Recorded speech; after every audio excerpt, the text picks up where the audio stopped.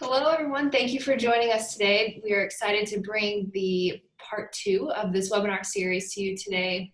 My name is Ali DeYoung. I am the project director with the Youth Employment Solutions Center, the YES Center, and we're excited to partner with the DC Partnerships and Employment State Projects to bring this webinar to you. Just some quick housekeeping. We are offering the captioning services can be found in the link in the chat box. If you're listening to the recording, this will be uploaded with the video. We've also added the link to the webpage where you can find the recordings of the previous webinars. We will be archiving these recordings on the website as well, along with any resources that the presenters mentioned today. So at this time, I'll hand it over to Montrell. He's going to introduce the DC project and the presenters. Thank you. Good afternoon, everyone. Montrell, Tennessee here. I'm the project manager for the DC Learners and Earners initiative, which is under the PI grant, and we're housed in the State Office of Policy Planning and Innovation at DC Department of Disability Services. And I'm so happy today that we can partner with Transcen and offer the second part, career options, exploring career options. Where do they want to work? I think it's really important that we have this conversation and we have some of the best people in the country to speak about it. So without any further delay, I'd like to introduce Sean Roy. Thank you, Montrell. Dale, we're some of the best people in the country. That's great. Montrell is. Yeah, thank you, Montrell. Yeah, it's very nice. Thank you, Montrell. Thank you, Ali, as well. And it's speaking on behalf of Dale. It's a pleasure to be here. It's a privilege to be here, talking on this topic, being able to deliver this webinar series to everybody. Primarily in the DC area, but I think we've got people from around the country joining us as well. As Montrell mentioned, we are talking today about exploring career options. Where do they want to work? My name is Sean Roy. I am with the Youth Employment Solutions Center, which is a partnership with TASH, and also I work at Transcen, Inc. Will Dale say hi quick? Hello, everybody. Also, want to introduce Transcen. We're a not-for-profit national organization that has three components and divisions of what we do. We provide direct services both for transition and adults around employment. We have a research and development arm, which we get involved with national and state-related types of research and development types of projects. And then what brings us here today is our training and technical assistance that we're doing in partnership with the Youth Employment Solutions Technical Assistance Center, where Transcen partners with TASH. So that's kind of who we are, and looking forward to this opportunity to start on the second of the four-part webinar series. Sean? Excellent. Well, some of you may have been with us last week when we talked a little bit about imagining what a good life would look like for your son or daughter, or the people that you work with if you're here in a professional capacity, and linking that to employment. So what is the role of employment in helping make a good life happen? We talked about the importance of setting a vision. We talked about the importance of having high expectations. And I apologize for the dog barking. It must be just perfect timing for that little guy. And what we want to do with this webinar series is we want to take you through kind of a process. We want to take you from that imagining. Hold on just a second. We are going to be laughing someday. We're going to be laughing someday about our COVID-related webinar series. The best laid plans here. The dog doesn't bark all day, but of course the Amazon guy comes right now. We want to take you through a process, really empowering you to take a look at employment. For the first one, we really wanted to get across that work is possible, that families are powerful, and that families have a role to play in employment success for their son or daughter. We kind of want to lead you through then what does that look like and how do you do that? And by the end, we're hoping that you feel like you have the skills to be able to really play a role in helping out in the employment process. That's our goal. And so for today, we're taking a look at exploring career options. We want to take a look at understanding the employment process. We're going to introduce you to a tool called the Positive Personal Profile, which we use to identify strengths and attributes. And we're going to talk a little bit about how do we gather information about somebody so we can really find those strengths and attributes and lead to a good job match. Talk a little bit about collaborating with teachers and counselors and really what is the role that families play in that. And throughout, we want to be able to answer your questions. We're going to ask that the questions be kept to the end, but if you have questions, please feel free to type them into the chat box, which you'll see on the bottom of your screen. Myself and Allie will be looking at the chat box. So you feel free at any time to type in a question, and what we'll probably do is we'll probably get to the questions in the last portion when we do a question and answer. And we love your questions and feedback, so please type those in when you're able. Let's go to the next slide, Dale.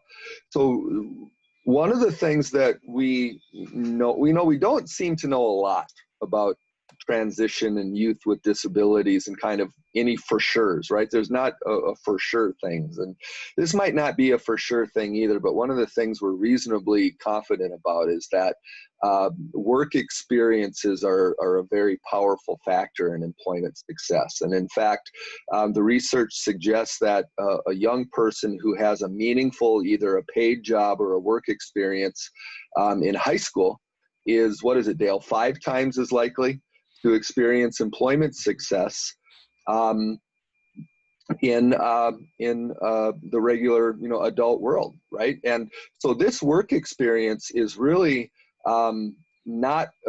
it's not a high school function. When we talk about work experiences with families, we want to encourage families, even if you have young people that aren't in school any longer, to really think about the role that work experiences can play in their employment success, because work experiences basically allow you to explore and practice jobs.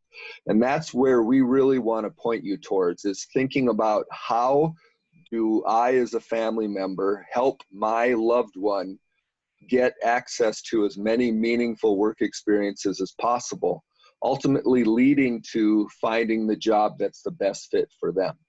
When we talk about work experiences, it's all the things and more that are around the circle in the middle on your screen here. We have job shadows. That's just going and shadowing somebody and seeing what a job is like. An information interview, interviewing somebody, saying, hey, what does it take to do this job? What kind of education did you get?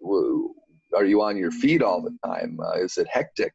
A work site tour to see if the environment would fit. So a lot of our young people with sensory issues, that's a great way to see if that environment would be okay or if it would not be a good fit for them. Volunteering is not a substitute for a real job, but it is a great way to show employers that you want to work, and it's something that you can do together with your family member. And internships are a little bit more formal and can be facilitated a lot of times by your eligibility-based services. And so we want to talk today about how do you get to these, how do you identify what a good work experience would be.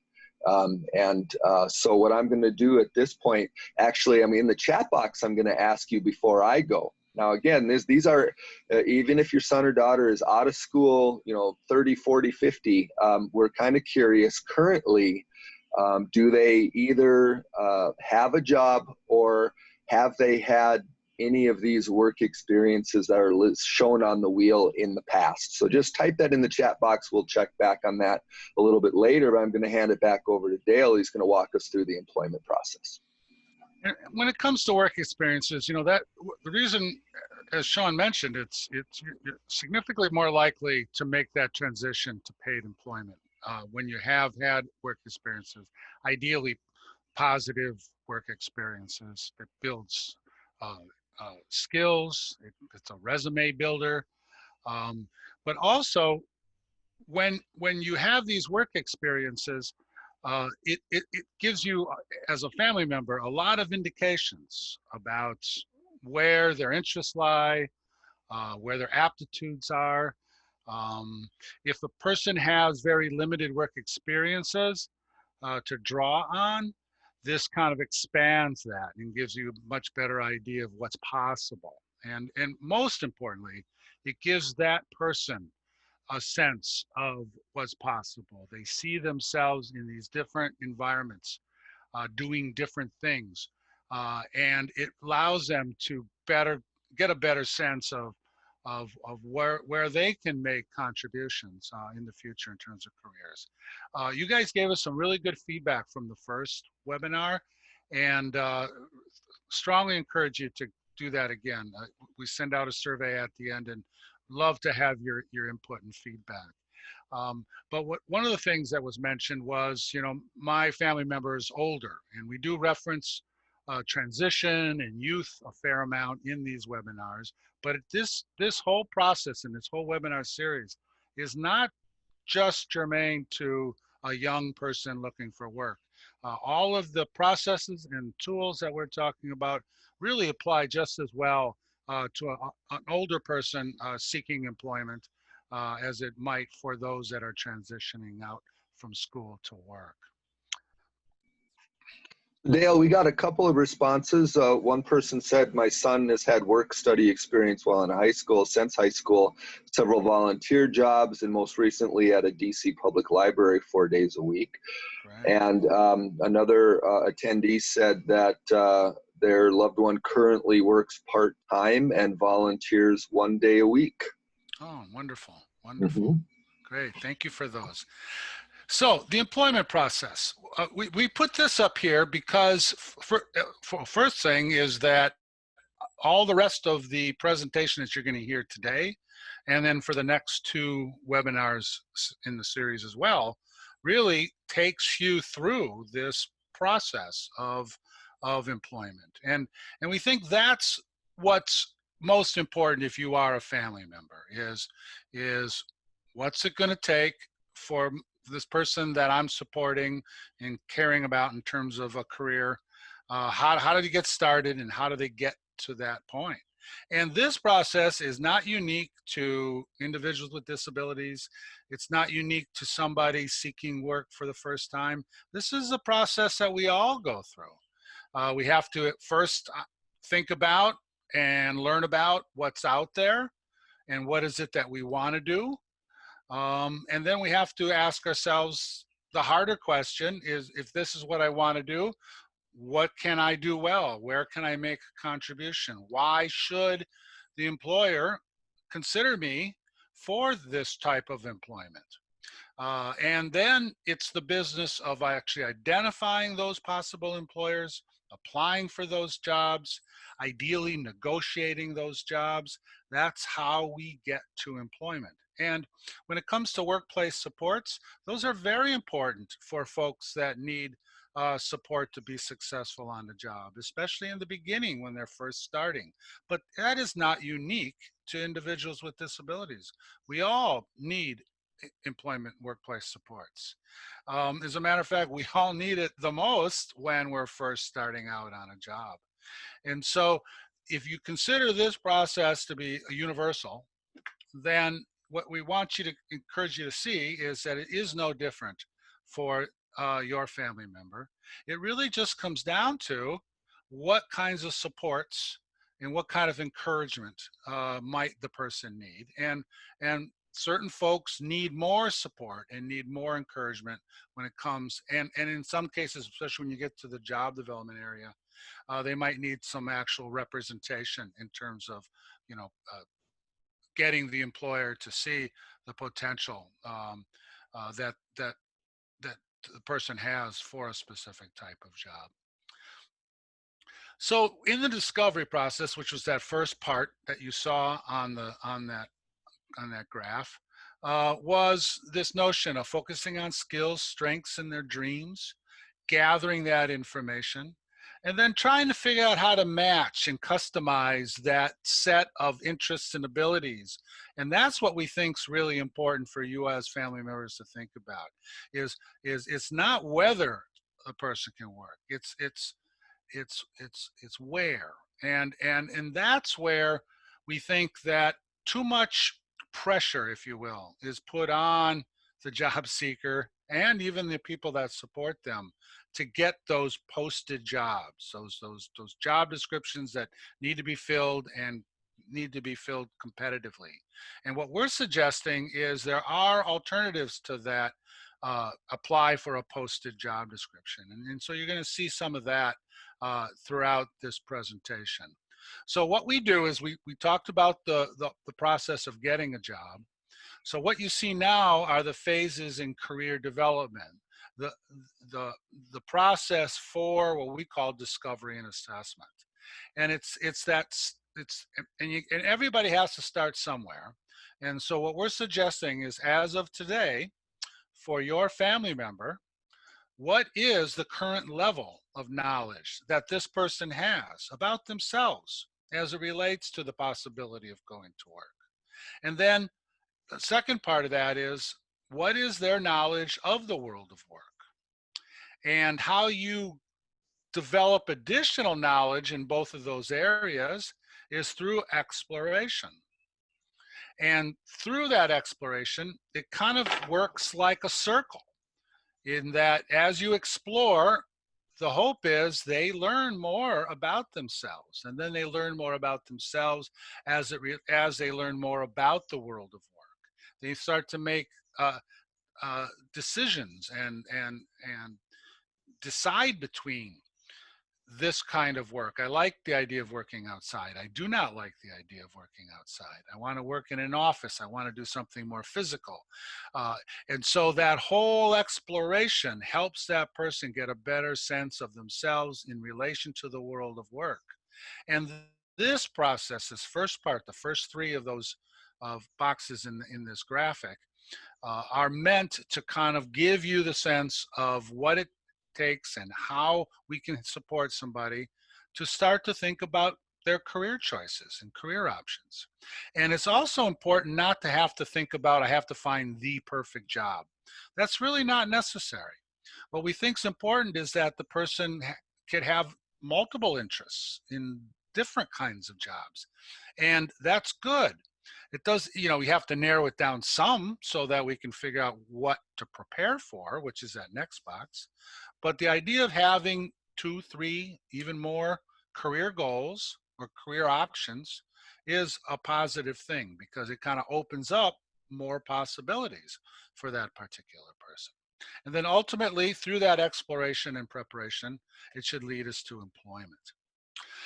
So the next slide is just really a resource for you. And as Ali mentioned in the beginning of the webinar, you have the opportunity to download these slides.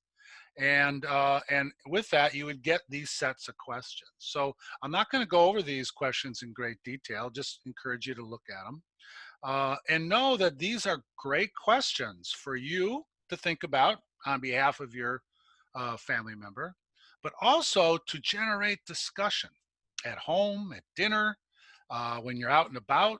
Sean mentioned the possibilities that, you know, if as a family you would volunteer to do some work in your community or your church, is that you could incorporate some of these questions or be thinking about some of these questions as you're going about some of these ideas of exploration.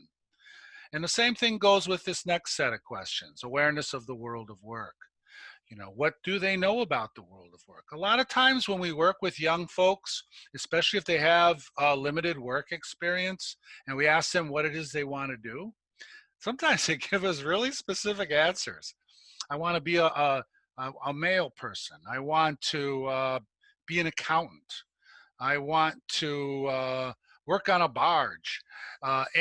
And you'll ask them, well, how did you come up with that? And in a lot of cases, they have a family member that's the kind of work that they do.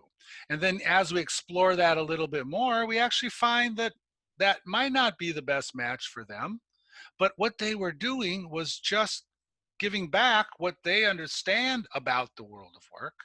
And that world of work is, in a lot of cases, limited to the people that they have access to, their family members, their friends.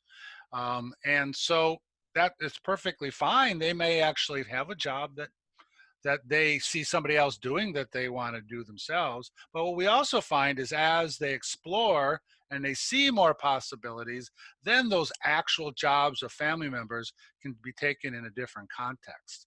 And that's that idea of they've now learned more about themselves in relationship to the world of work.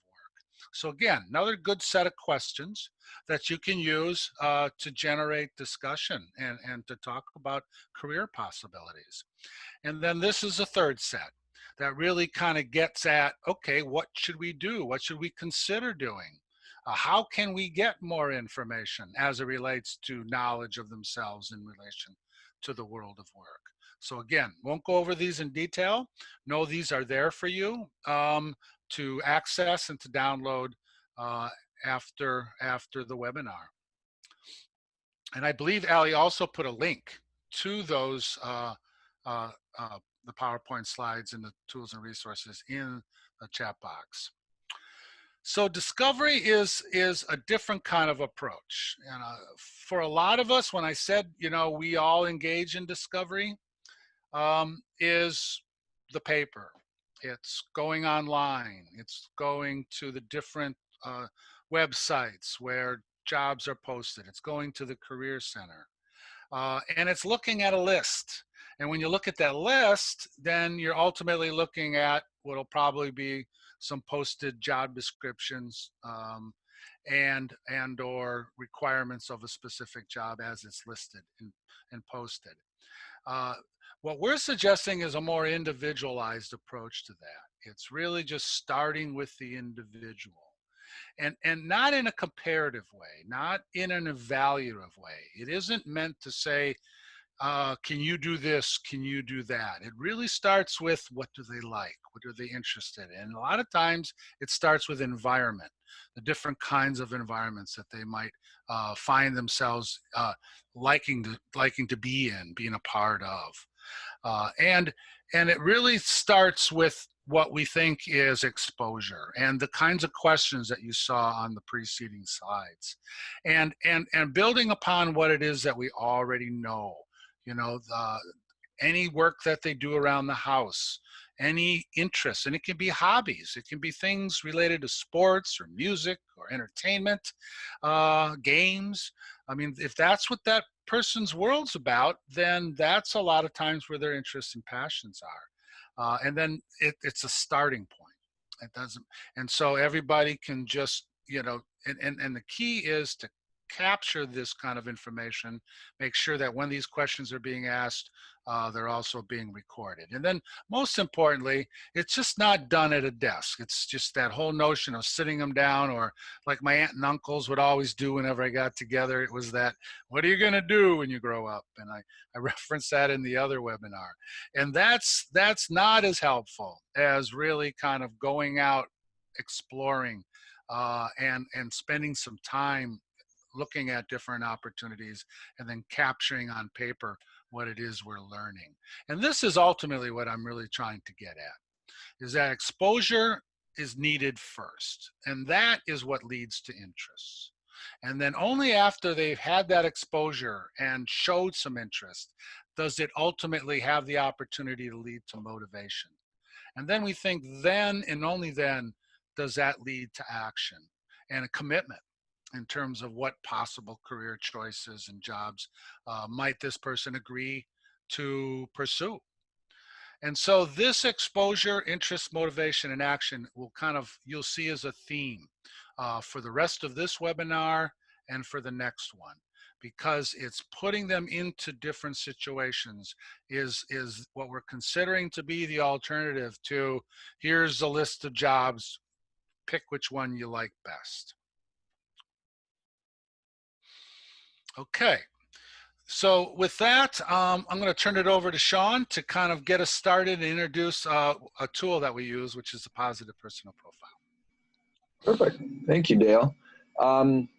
Before I jump into this, do me a favor again. The people who are attending, you know, either if you're here in a professional capacity or if you're a job seeker yourself or you're a family member, do me a favor and just think about your family member for a minute. And in the chat box, I want you to type in what your family member or one of your students or yours, what is your greatest skill or attribute? It doesn't have to be anything fancy, but when you think about your family member, really what pops into your head is one or two or three of their greatest skills or attributes. And in the chat box, if you would, we'll go back and just kind of check it out. We ask that though because a lot of times families don't really get the opportunity to have real positive conversations about their son or daughter. A lot of times when you have a professional meeting, either in school or when they're out of school, if it's some kind of a case management meeting, they can be a lot of business, can be a lot of repetition, it can be a lot of compliance, it can be a lot of, this is what they're not doing, or this is how they're lagging behind, or this is what's wrong. And we feel that one of the things that we can bring to the table with this process is allowing families to take a look at their son or daughter in a different way. And that is a person who has skills, as a person who is employable, as a person who has something to contribute to the world of work and to the community. And so it is, I think, always a fun exercise whenever Dale and I do trainings face-to-face with families to ask this question: what is your greatest skill or attribute? Because it kind of opens families' eyes to, there is something else here, of course. And families know that. Families know that their son or daughters are much more than their disability, but the service world doesn't always see that, do they? We don't get this opportunity to be able to brag. And so Allie or Dale, I've seen a bunch come in. What do we have in terms of greatest skills or attributes? Yeah, awesome. We've got quite a few coming in. We have someone shared patience and understanding, another curiosity about and interest in other people, diligence, focus, observation, and reading, has a heart for those in need. Oh, those are wonderful. Yeah. Those are absolutely wonderful. Yeah, those are great. And then when you hear those, one of the things to just think about is, could you hear those words being said to an employer? And in a lot of cases, if you think about certain kinds of jobs, those attributes actually become features of that particular person and makes them employable based on that particular attribute. So we'll talk some more about that, but that's an important part of Sean's question is what are those major attributes that they have, but then where might those best shine when it comes to different kinds of job opportunities? Absolutely. Cool. I've got another one I see: articulate, pleasant, and hardworking. Yeah, there you go. Resume written. That is really cool. Now, Allie or Dale, in the materials that were provided for the webinar, did they get a copy of the Positive Personal Profile? Yep, and I'm going to show it towards the end of the webinar. That Perfect. and the Discovering Assessment of Process Log. Perfect. Okay. So one of the tools that we use at Transcen, which is the organization Dale and I work at, is something called the Positive Personal Profile. Now, it's not unlike other types of tools that you may have seen used with your family member. What we think, though, tools like this are very important because it shifts the focus away from disability as something that needs to be mitigated, and it shifts the focus more towards what are the skills and attributes of a person that is relevant to a job search and employability, and ultimately, most importantly, making a good job match. You'll hear Dale and I talk a lot about making a good job match, and the reason we hammer on that is because a lot of time is wasted with people who have support needs in putting them in jobs that clearly they would either not like, not be interested in, or not thrive in. And I think that's done because we're kind of used to just kind of putting people with disabilities wherever we can put them. And that's not what we're going for. I know that's not what DC and Montreal and Rebecca are going for, and certainly not the Yes Center. So we want to try to talk about making a good job match, because we believe that job match is going to lead to a positive employment outcome. So the positive personal profile is a great way to gather this information about a person. And one of the best ways to do that is to observe them in a work environment or at home or in a social setting. And the things that we want to know about from the person. So if you looked at the positive personal profile, it's basically just a series of boxes on a piece of paper. But what we want to know about a person's values and interests and their support system. Very important, the talents and the specific skills and knowledge that they might have. No matter how trivial, no matter how, I mean, you might think, for example, that, you know, tying knots is not a skill that anybody would want, but if your son or daughter is good at something, we should know about this. Dislikes, learning styles, environmental preferences, work experiences previously, and certainly what their own hopes and dreams are for their employment future, which is very important. Now, if we were able to gather all of this information from multiple sources, right, from the job seeker themselves, from the family, from a teacher or a job coach or somebody that's close to them, somebody that they identify with or close with, we are able then to come up with a picture, a profile of this person that we then use to be able to identify what we call features. And we're going to talk a lot about features in the next webinar. But what we refer to as features then that we can approach employers with, right? So there's a lot of ways that you can use the positive personal profile. When it is completed and completed correctly, you can use it to develop a resume or a vision statement. And I think we shared the vision statement in the last webinar. You can use it to prepare for interviews. Now just think about all those great skills and attributes that you guys just listed in the chat box. And those are words that should be used to describe the young person on a resume and during an interview, right there. It's just right there for you. If you happen to have a young person that's still in school, you can use the positive personal profile to develop IEP goals or a goal for vocational rehabilitation. It can help determine if we need to know more. So if you have a person who's interested, let's say, in landscaping, but you know the positive personal profile says they don't have a lot of work experience in landscaping, we need to figure out if they can actually use a lawnmower, or if they can safely use power equipment, if they can shovel for long periods of time, those types of things.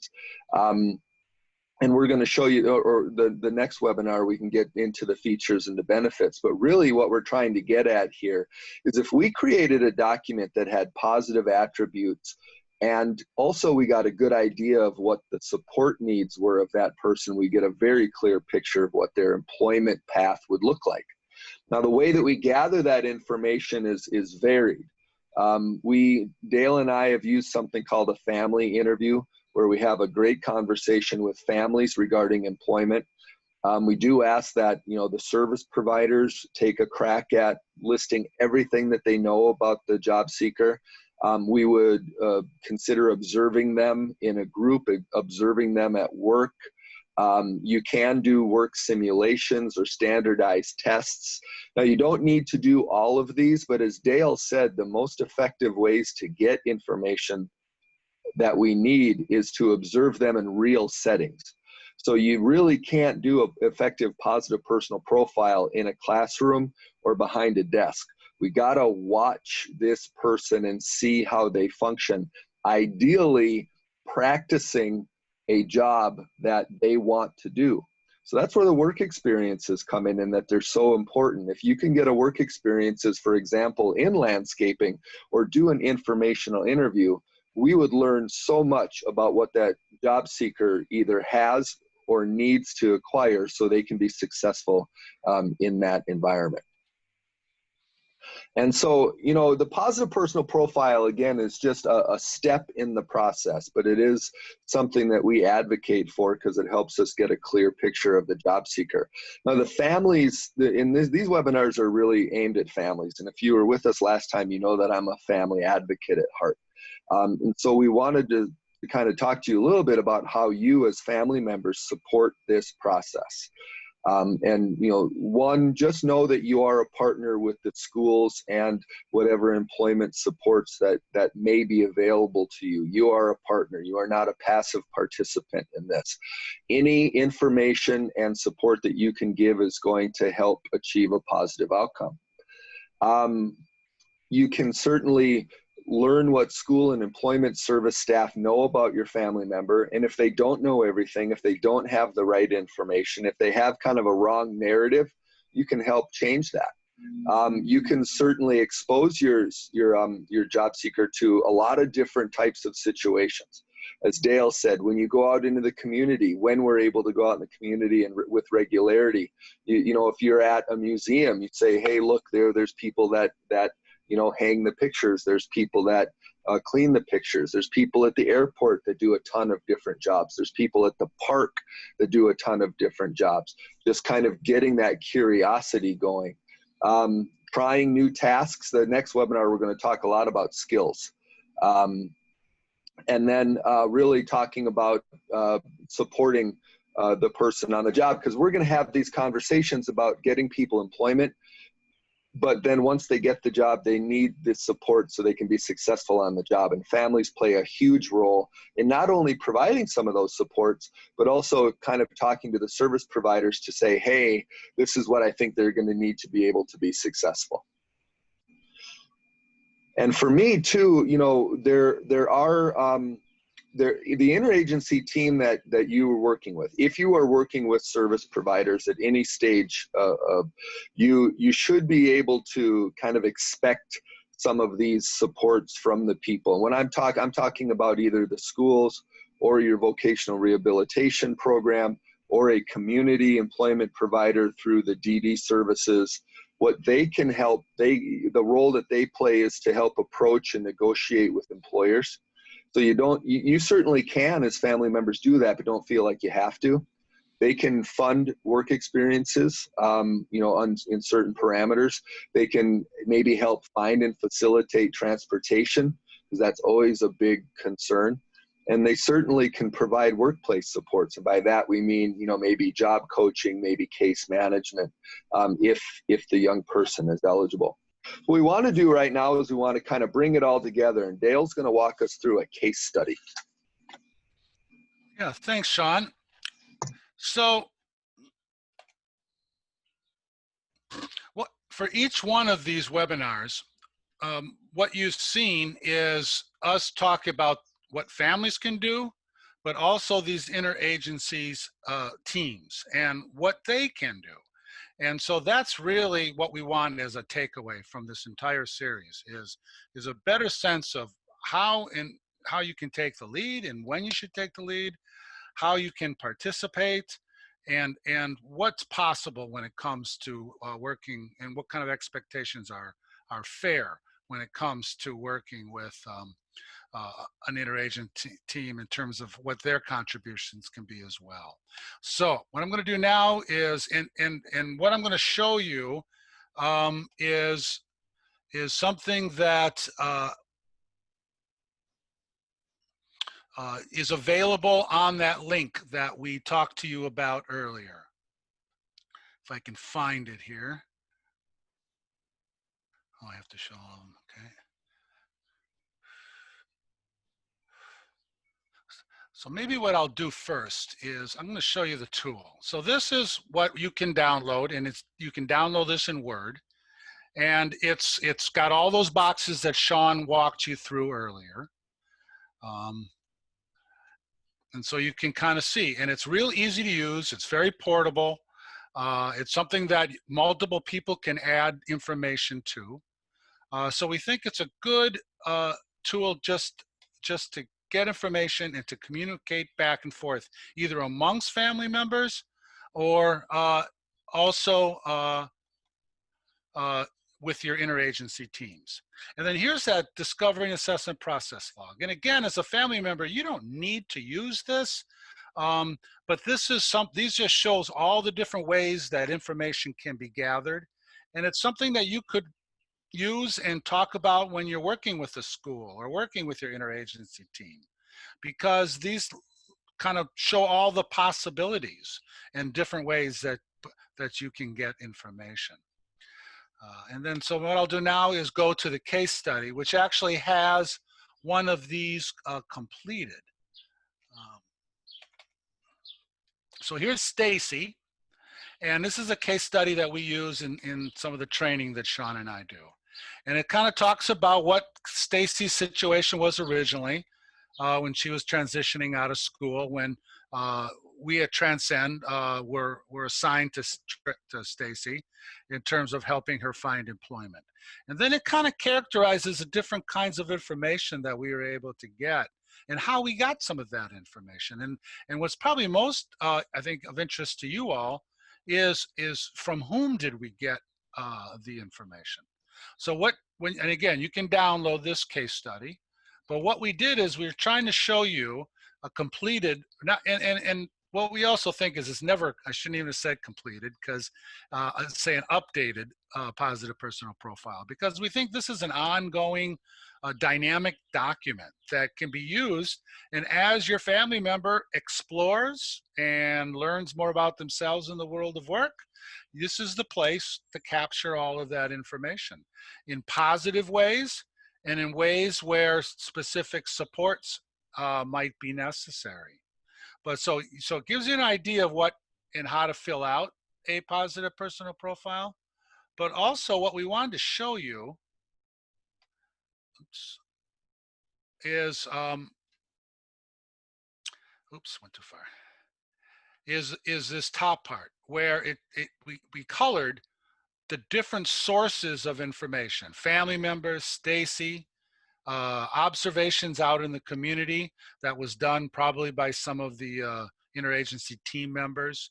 And so you can see by the different colors that are on here, that different people bring good and important information to this document. And think about if you were put on the spot and you were asked, what makes you really good at your job? You know, some of you would have some good answers, but our experience when we do that with different folks is that you know, you don't want to brag too much.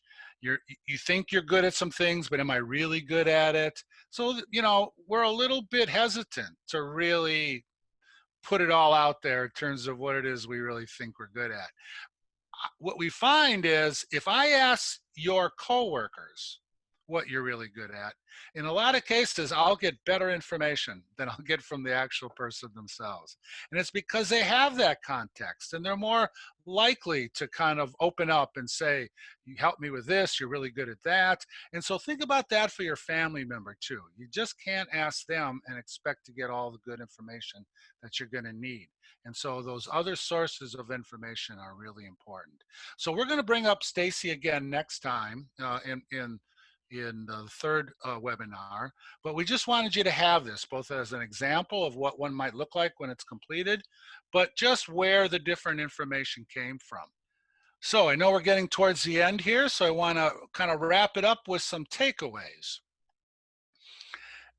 So a good match is key, and Sean talked about that. And one of the things that we find is that too often that when we're exploring and preparing people for the world of work, we think, well, we'll just let them try these three different situations or these three different kinds of work experiences. And sometimes, especially with the schools, these are pre-established work experiences, and they run their students through those different kinds of experiences. We think sometimes that can have unintended negative consequences, because if it's not a good match, and somebody has to go into that situation and they don't have much work experience and it doesn't go that well, or they don't like it all that much, then that ultimately could have a negative impact on themselves. It could have a negative impact on the people who are assessing, because they can say, oh, the person didn't show motivation. But remember, exposure has to come first, then interest, then you get to motivation. And so if somebody's not motivated, that is not usually a direct reflection on that person. It's the fact that they're being put into situations that they don't show interest. And so that's what we think is really important about work experiences and steering people down a path that gives them good career choices. Is it starts with the match, and that starts with the positive personal profile. And so what we think is important is the capturing of the information, because you can take them on all these great experiences, but if you don't get the information in writing, we can't, hopefully you'll see by the end of this, we can't use that information to find the right employer. And so that's important of tracking these things, and that's why we really like that positive personal profile.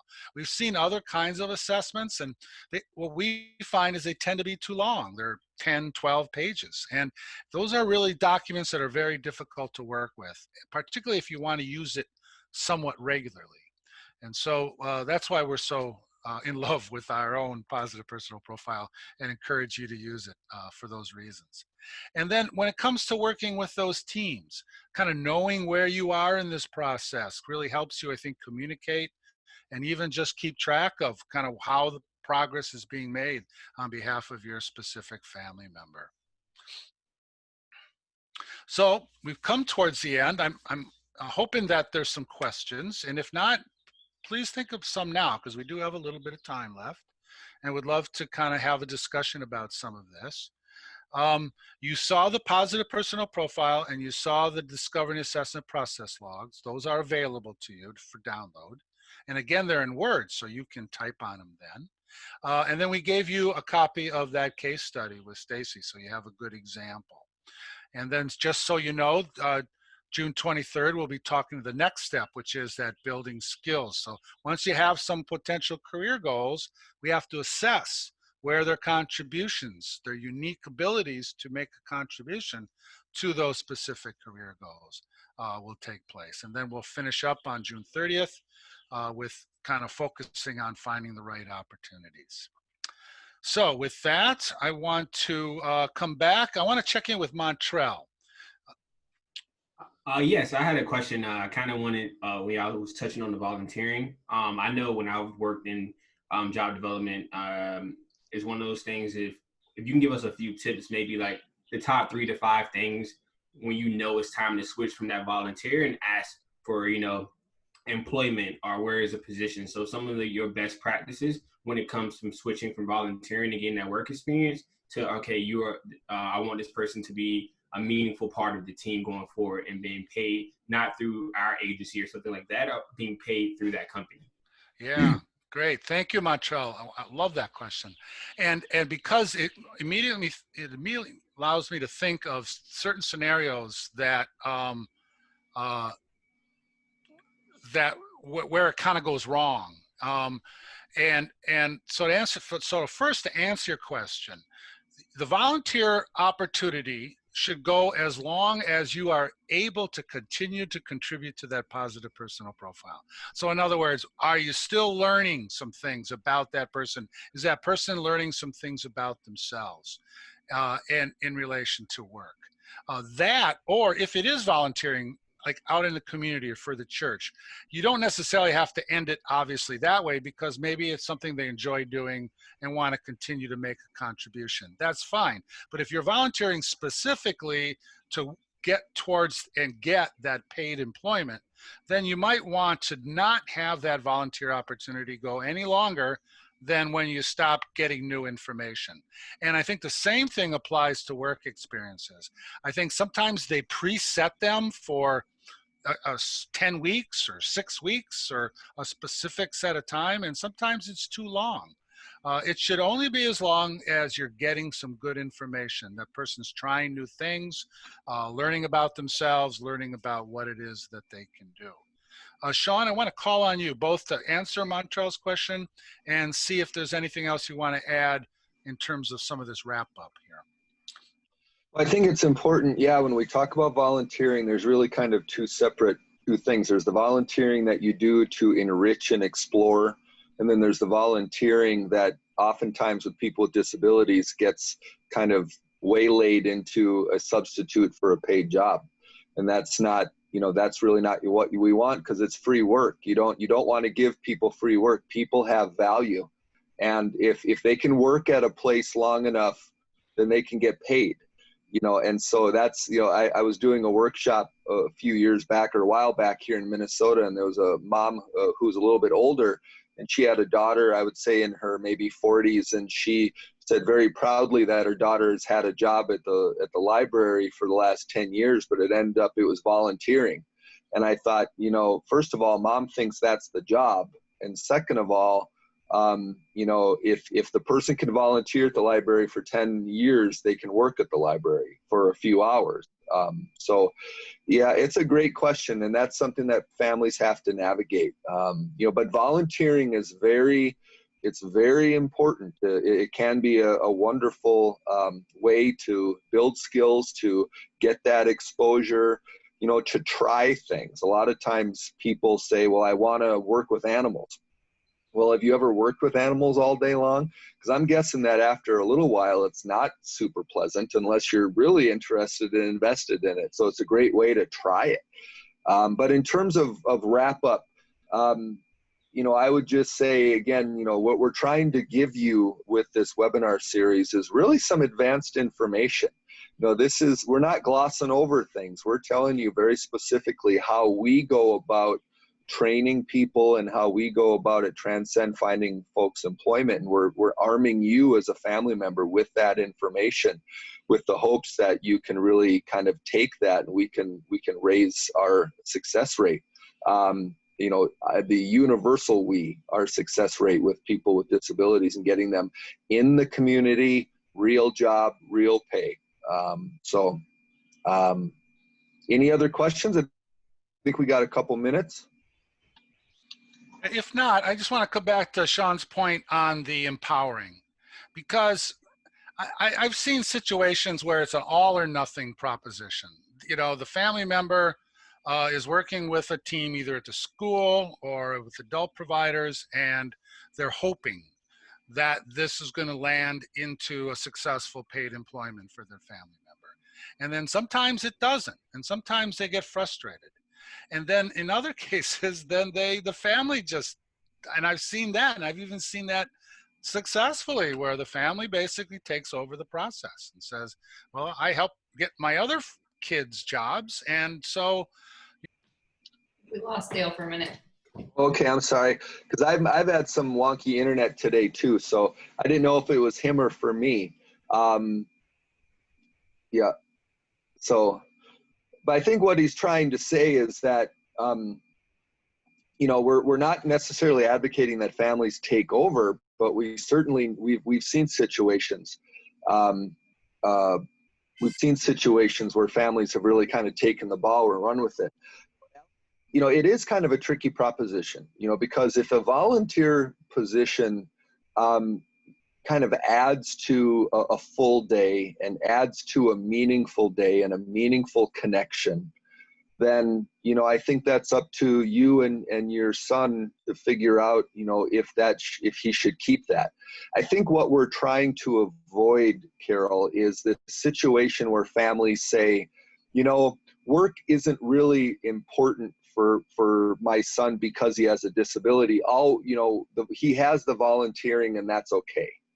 And we hear that a lot. So if we're trying to drive towards a job in the community for all people, I guess our cautionary tale is that don't accept a volunteer position in lieu of a paid position. But if you have a situation, maybe he can keep the volunteer position and then explore another paid position, kind of, you know what I mean? So you can have both in that. But I things aren't cut and dry. Things aren't always black and white. I certainly see what you're saying. Yeah, I certainly see what you're saying. Absolutely. I get it. I've got a brother, he's got an intellectual disability, and he's had some volunteer positions that he really liked. And they weren't always paid. But we allowed it to go on because he really enjoyed the connections to people. and it allowed him to build skills. And, you know, eventually, you know, might be something that can turn in another situation into a paid type of a situation. So I see that we've got 257 here. What I'm going to do, because I think we lost Dale, is that just say thank you again to everybody who's been joining us for this. I hope that you find this intriguing and helpful, and join us in the next couple weeks as we continue on the process. I'm going to hand it back over to Allie and Montreal and just say thank you everybody for being with us. Great, thanks, Sean. We actually did have a few more questions. Did you want to? Oh, sure. I can do a speed round. I just didn't see them in my chat. No worries. So Emily asked if someone is volunteering and they call it work or it feels like paid work to them, any recommendations on how to have that conversation? Well, I think it was just kind of what I said, is that I think the first thing we need to do is gauge. I don't think we yank the volunteer position from them just because it's a volunteer position. I think that we figure out how that activity fits into the overall full day and community connection for a person. And then we continue to have those conversations about the value of paid employment, right? So being able to have access to more funds, being able to feel like you've contributed, these aren't now kind of things. I think we can massage the situation a little bit and kind of get to where we want to go. That's a great question, though. Was there another one? Yeah, just a suggestion, or just maybe for Carol's comment, how can you use the positive personal profile to find what motivates him to work? Yeah. No, that I get a lot about motivation too, and you know, sometimes our young people we're talking about, or the people we're talking about, they're not always motivated by money, but it's interesting. Once you find the thing that really does motivate them, you can kind of bring paid employment into the conversation. And I think using the positive personal profile and some other self-advocacy type of tools, you know, we don't get into that self-advocacy piece as much, but I know that you've got some very strong people, at least in the DC area, around doing some self-advocacy type of work with people. So the positive personal profile in that situation is a great idea. Okay, and then one last question. Would you suggest if someone is actively seeking employment and has no work experience to first seek a volunteer position while waiting to secure a paid position? You know, I would say yes, just in terms of skill building. But the problem with that, Claudia, is that when people get, sometimes our sons or daughters don't always know the difference between volunteering and paid work. And so if they get into those situations and it's working really well, are we going to yank them out of that because then we find a paid job? So I think, as Dale said, I would really suggest using volunteer positions as a way to explore a chosen career or to build skills. Or, as I said, as a way to kind of an enrichment activity separate from the employment conversation, as a way to connect to communities and contribute. So I would say, I guess what I'm saying is no, I would not rely on a volunteer position solely because it really is just too easy to get stuck in. I think you use a volunteer position very specifically. And Rebecca and Montreal and Allie, they might have other thoughts on that. That was just kind of my initial thought on that. But it's a great question. Very thoughtful questions from everybody, so I appreciate that. Yeah, Sean, I think that's great. I mean, the only thing I would like to add is just that volunteering can benefit a resume. So if they're learning skills or skills that they could then apply to a job that they're applying for, I wouldn't completely not do the volunteer position, but just wouldn't, like Sean's saying, completely distracted, but it could be a way to build resume and job skills. Mm-hmm. Yep. Yeah, it could definitely be better than a blank resume. Yeah, and I was going to just add, just make sure you secure that letter, a recommendation those are important to add to that profile, you know, with that resume, so they can speak to the skills and it comes from the employer. So just in case if their employer, whoever was supervising the volunteering leaves, you already have that in your file, so you'll got to track that person down. Perfect, yes. Great, well, Dale apologizes. He had some technical difficulties. His computer went out and just called me. So I hope everyone enjoyed our meeting today, and we will get this recording posted as well as the resources. All right, thank you, everyone.